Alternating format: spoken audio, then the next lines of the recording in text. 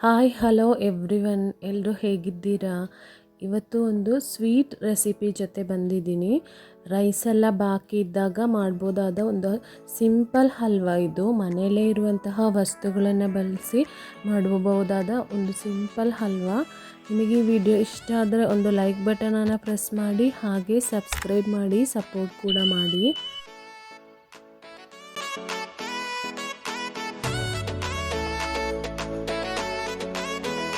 ಹಾಗಾದರೆ ಬನ್ನಿ ನಮಗೆ ಇವತ್ತಿನ ರೆಸಿಪಿ ಶುರು ಮಾಡೋಣ. ಇದಕ್ಕೋಸ್ಕರ ನಾನಿಲ್ಲಿ 2 ಕಪ್ಪಷ್ಟು ಅನ್ನವನ್ನು ತಗೊಂಡಿದ್ದೀನಿ. ಹಾಗೆ ಇದಕ್ಕೆ ಸ್ವಲ್ಪ ನೀರು ಹಾಕಿ ನೈಸಾಗಿ ರುಬ್ಕೊಳ್ಳಿ.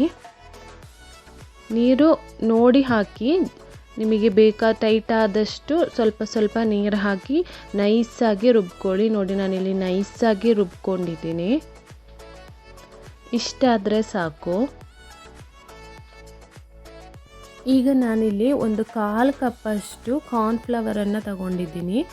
ನಿಮಗೆ ಕಾರ್ನ್ಫ್ಲವರ್ ಇಲ್ಲ ಅಂತ ಹೇಳಿದರೆ ಅಕ್ಕಿ ಹಿಟ್ಟು ಬೇಕಾದರೆ ತಗೋಬೋದು, ಅದು ನಿಮ್ಮಿಷ್ಟ. ನಾನಿಲ್ಲಿ ಕಾರ್ನ್ಫ್ಲವರನ್ನು ತಗೊಳ್ತಾ ಇದ್ದೀನಿ. ಈಗ ಇದಕ್ಕೆ ನೀರು ಹಾಕಿ ಗಂಟುಗಳಿಲ್ಲದ ಥರ ಚೆನ್ನಾಗಿ ಮಿಕ್ಸ್ ಮಾಡ್ಕೊಳ್ಳಿ.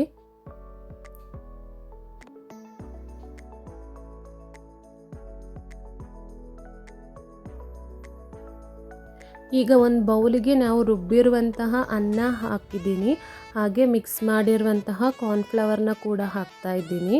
ಹಾಗೆ ನಾನಿಲ್ಲಿ 1 ಕಪ್ಪಷ್ಟು ತೆಂಗಿನ ಹಾಲನ್ನು ತಗೊಂಡಿದ್ದೀನಿ. ಇದು ಗಟ್ಟಿ ಆಗಿರುವಂತಹ ತೆಂಗಿನ ಹಾಲು. ತುರಿದಿರುವಂತಹ ತೆಂಗಿನಕಾಯಿಯನ್ನು ಮಿಕ್ಸಿ ಜಾರಿಗೆ ಹಾಕಿ ಸ್ವಲ್ಪ ನೀರು ಹಾಕಿ ಚೆನ್ನಾಗಿ ರುಬ್ಕೊಳ್ಳಿ. ಆಮೇಲೆ ಹಿಂಡಿ ತೆಗೀರಿ, ಆಗ ಗಟ್ಟಿ ಇರುವಂತಹ ತೆಂಗಿನ ಹಾಲು ನಮಗೆ ಸಿಗ್ತದೆ. ಜಾಸ್ತಿ ನೀರು ಹಾಕಕ್ಕೆ ಹೋಗಬೇಡಿ, ಸ್ವಲ್ಪ ನೀರು ಹಾಕಿ ಚೆನ್ನಾಗಿ ಮಿಕ್ಸಿ ಮಾಡ್ಕೊಳ್ಳಿ. ಈಗ ಇದೆಲ್ಲವನ್ನು ಚೆನ್ನಾಗಿ ಮಿಕ್ಸ್ ಮಾಡ್ಕೊಳ್ಳಿ. ಈಗ ಪಾಕ ಮಾಡಲಿಕ್ಕೋಸ್ಕರ ನಾನು ಇಲ್ಲೊಂದು ಪಾತ್ರೆ ಇಟ್ಟಿದ್ದೀನಿ. 1.5 ಕಪ್ಪಷ್ಟು ಬೆಲ್ಲವನ್ನು ಹಾಕ್ತಾ ಇದ್ದೀನಿ. ದೊಡ್ಡ ಪೀಸ್ 2 ಇತ್ತು, ಅದನ್ನ ಪುಡಿ ಮಾಡಿ ಹಾಕ್ತಾ ಇದ್ದೀನಿ, ಬೇಗ ಮೆಲ್ಟ್ ಆಗಲಿ ಅಂತ ಹೇಳಿ.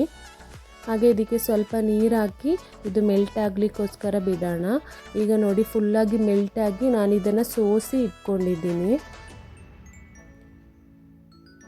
ನೋಡಿ, ಇಷ್ಟು ಟೈಟಾಗಿರಬೇಕು, ತುಂಬ ಲೂಸಾಗೂ ಇರಬಾರ್ದು. ಈಗ ನಾವು ಮಿಕ್ಸ್ ಮಾಡಿಟ್ಟಿರುವಂತಹ ಅದ್ದು ಮಿಶ್ರಣವನ್ನು ಇದಕ್ಕೆ ಹಾಕೋಣ. ಈ ಟೈಮಲ್ಲಿ ಗ್ಯಾಸನ್ನು ಆನ್ ಮಾಡೋಕ್ಕೆ ಹೋಗಬೇಡಿ. ಈಗ ಮೊದಲು ಎಲ್ಲವನ್ನು ಚೆನ್ನಾಗಿ ಮಿಕ್ಸ್ ಮಾಡಬೇಕು. ಹಾಗೆ ಇದಕ್ಕೆ 1 ಸ್ಪೂನಷ್ಟು ಏಲಕ್ಕಿ ಪೌಡರನ್ನು ಹಾಕ್ತಾ ಇದ್ದೀನಿ. ಈಗ ಎಲ್ಲದನ್ನು ಚೆನ್ನಾಗಿ ಮಿಕ್ಸ್ ಮಾಡ್ಕೊಳ್ಳಿ.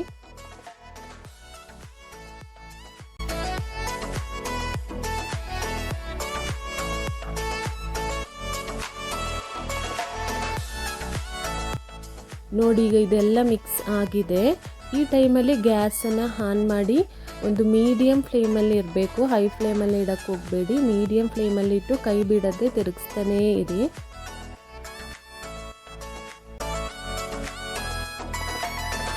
ಈಗ ನೋಡಿ, ಒಂದು 5 ನಿಮಿಷ ಆಗಿದೆ. ಸ್ವಲ್ಪ ಗಟ್ಟಿಯಾಗಿ ಬರ್ತಾ ಇದೆ.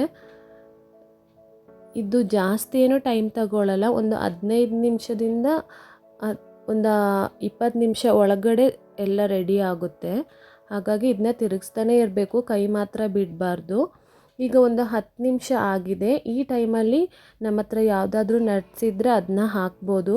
ನಾನಿಲ್ಲಿ ಸ್ವಲ್ಪ ಗೋಡಂಬಿಯನ್ನು ಹಾಕ್ತಾ ಇದ್ದೀನಿ. ಹಾಗೆ ಇಲ್ಲಿ 1 ಟೇಬಲ್ ಸ್ಪೂನಷ್ಟು ಬಿಳಿ ಎಳ್ಳನ್ನು ತಗೊಂಡಿದ್ದೀನಿ. ಇದು ಯಾವುದು ಹಾಕಬೇಕು ಅಂತ ಏನಿಲ್ಲ, ನಿಮ್ಮ ಹತ್ರ ಇದ್ದರೆ ಹಾಕಿ. ನಿಮ್ಮ ಹತ್ರ ಬರೀ ಕಡಲೆ ಬೀಜ ಇದ್ದರೆ ಅದನ್ನ ಹಾಕ್ಬೋದು, ಬಾದಾಮ್ ಇದ್ದರೆ ಅದನ್ನ ಹಾಕ್ಬೋದು, ಇಲ್ಲಾಂದರೆ ಕೊಬ್ಬರಿನ ಚಿಕ್ಕ ಪೀಸ್ ಮಾಡಿ ಕಟ್ ಮಾಡಿ ಅದನ್ನ ಬೇಕಾದರೆ ಹಾಕ್ಬೋದು, ನಿಮ್ಮ ಇಷ್ಟ. ನಿಮ್ಮ ಹತ್ರ ಯಾವುದು ವಸ್ತು ಇದೆ ಅದನ್ನು ಹಾಕಿ. ಹಾಗೆ ಇಲ್ಲಿ ಒಂದು 12 ನಿಮಿಷ ಆಗಿದೆ. ಈಗ ನಾನು ಫೈನಲ್ ಸ್ಟೇಜಲ್ಲಿ ಸ್ವಲ್ಪ 2 ಸ್ಪೂನಷ್ಟು ತುಪ್ಪವನ್ನು ಹಾಕಿ. ನಿಮ್ಮ ಹತ್ರ ತುಪ್ಪ ಇಲ್ಲ ಅಂತ ಹೇಳಿದ್ರೆ ಶುದ್ಧವಾಗಿರುವಂತಹ ಕೊಬ್ಬರಿ ಎಣ್ಣೆ ಇದ್ದರೆ ಅದನ್ನೇ ಬೇಕಾದರೆ ಹಾಕ್ಬೋದು.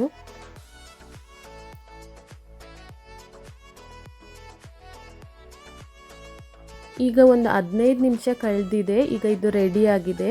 ಇದು ಪ್ಯಾನಲ್ಲಿ ಎಲ್ಲೋ ಅಂಟ್ಕೋಬಾರ್ದು, ಈ ಥರ ಬಿಟ್ಟು ಬರಬೇಕು, ಅಂದರೆ ರೆಡಿಯಾಗಿದೆ ಅಂತ ಅರ್ಥ. ಇದನ್ನ ಮಾಡಬೇಕಾದ್ರೆ ನಿಮ್ಮ ಹತ್ರ ನಾನ್ ಸ್ಟಿಕ್ ಪ್ಯಾನ್ ಇದ್ದರೆ ಅದನ್ನ ತಗೊಳ್ಳಿ, ಇಲ್ಲಾಂದರೆ ಅಡಿ ಗಟ್ಟಿ ಇರುವಂತಹ ಪಾತ್ರೆಗಳನ್ನು ಬಳಸಿ. ಸ್ಟೀಲ್ ಪಾತ್ರೆ ಎಲ್ಲ ಬಳಸೋಕ್ಕೆ ಹೋಗಬೇಡಿ. ಈಗ ನಾನಿಲ್ಲಿ ಒಂದು 6 ಇಂಚದು ಕೇಕ್ ತಗೊಂಡಿದ್ದೀನಿ. ಇದಕ್ಕೆ 1 ಸ್ಪೂನಷ್ಟು ತುಪ್ಪವನ್ನು ಹಾಕಿ ಎಲ್ಲ ಕಡೆ ಸ್ಪ್ರೆಡ್ ಮಾಡ್ಕೊಳ್ಳಿ. ಈ ಥರ ಕೇಕ್ ಟಿನ್ನೇ ಬೇಕು ಅಂತ ಏನಿಲ್ಲ, ನಿಮ್ಗೆ ಯಾವ ಪಾತ್ರೆಯಲ್ಲಿ ಬೇಕಾದರೂ ಸೆಟ್ ಮಾಡ್ಕೋಬೋದು, ಅದು ನಿಮ್ಮ ಇಷ್ಟ.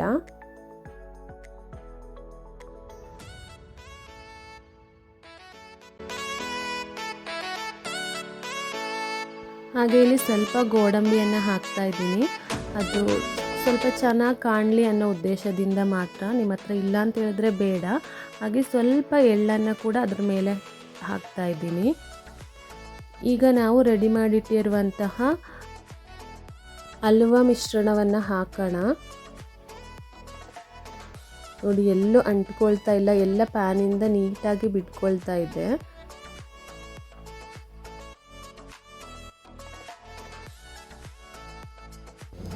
ಸ್ಪೂನ್, ಸ್ಪ್ಯಾಚುಲ ಅಥವಾ ಬ್ರಷ್ ತಗೊಂಡು ಸ್ವಲ್ಪ ತುಪ್ಪ ಸವರಿ ಇದನ್ನು ಈ ಥರ ಪ್ರೆಸ್ ಮಾಡಿ ಎಲ್ಲ ಲೆವೆಲಾಗಿ ನೀಟಾಗಿ ಬರಲಿ. ಅದಕ್ಕೋಸ್ಕರ ಸ್ವಲ್ಪ ತುಪ್ಪನ ಸವರಿದ್ರೆ ನೀಟಾಗಿ ಬರುತ್ತೆ.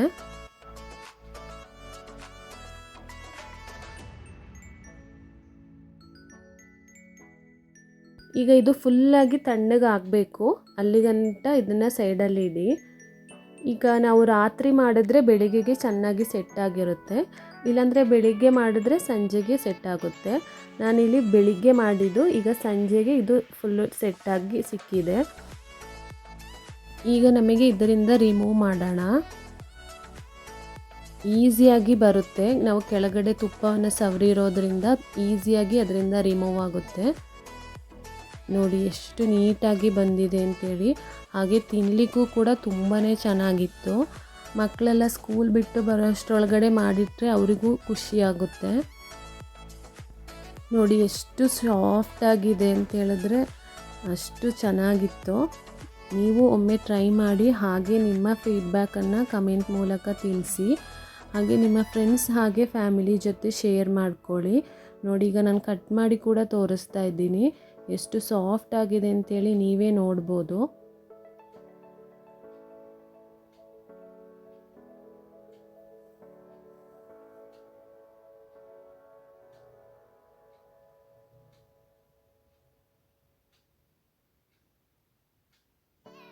ಇಲ್ಲಿ ನೋಡಿ ಎಷ್ಟು ಸಾಫ್ಟ್ ಆಗಿದೆ ಅಂತೇಳಿ. ನೋಡಿ, ಇವಾಗ ಇದನ್ನು ಪೀಸ್ ಮಾಡಿ ಕೂಡ ತೋರಿಸ್ತೇನೆ. ಬಾಯಲ್ಲಿಟ್ಟರೆ ಹಾಗೆ ಕರ್ಗೋಗ್ತಾ ಇತ್ತು, ಅಷ್ಟು ಚೆನ್ನಾಗಿತ್ತು. ಹಾಗೆ ನಿಮಗೆ ವಿಡಿಯೋ ಇಷ್ಟ ಆದರೆ ಒಂದು ಲೈಕ್ ಬಟನನ್ನು ಪ್ರೆಸ್ ಮಾಡೋದನ್ನು ಮರಿಬೇಡಿ. ಯಾರೆಲ್ಲ ಸಬ್ಸ್ಕ್ರೈಬ್ ಮಾಡಿಲ್ಲ ಪ್ಲೀಸ್ ಸಬ್ಸ್ಕ್ರೈಬ್ ಮಾಡಿ, ಸಪೋರ್ಟ್ ಮಾಡಿ.